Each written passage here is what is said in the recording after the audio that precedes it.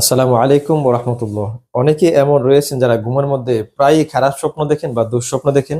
খারাপ স্বপ্ন দেখে ঘুম ভেঙে যায়। তাদের ব্যাপারে নবীজি বলেন, যদি কোন ব্যক্তি খারাপ স্বপ্ন দেখে ঘুম ভেঙে যায়, সে যেন ঘুম থেকে ওঠার পর সাথে সাথে বাম দিকে ৩ বার থুথু ফেলেন। পাশাপাশি এই খারাপ স্বপ্ন কারোর সাথে শেয়ার করতে নবীজি নিষেধ করেছেন, এবং যে কাত হয়ে শুয়েছিল সে যেন ভিন্ন কাত হয়ে শয়ন করে এবং এই দোয়াটি পড়ে নেয়, আল্লাহুম্মা ইন্নী আউযু বিকা মিন শাররি হাযিহির রুইয়া। এই দোয়াটি পড়ে নেবে। আর আমরা খারাপ স্বপ্ন বা দুঃস্বপ্ন থেকে বেঁচে থাকার জন্য কিছু আমল করতে পারি, যে আমলগুলো করলে অবশ্যই আল্লাহ পাক আপনাকে আমাকে অবশ্যই খারাপ স্বপ্ন দুঃস্বপ্ন আমাদের শয়তানের ওয়াসওয়াসা থেকে আমাদের অবশ্যই রক্ষা করবেন।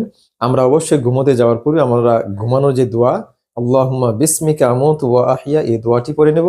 পাশাপাশি আমরা ৪টি কুল অর্থাৎ সূরা ইখলাস, সূরা নাস, সূরা ফালাক এবং সূরা কাফিরুন, এই ৪টি সূরা পড়ে আমরা আমরা পাশাপাশি আমরা আয়াতুল কুরসিও পাঠ করতে পারি।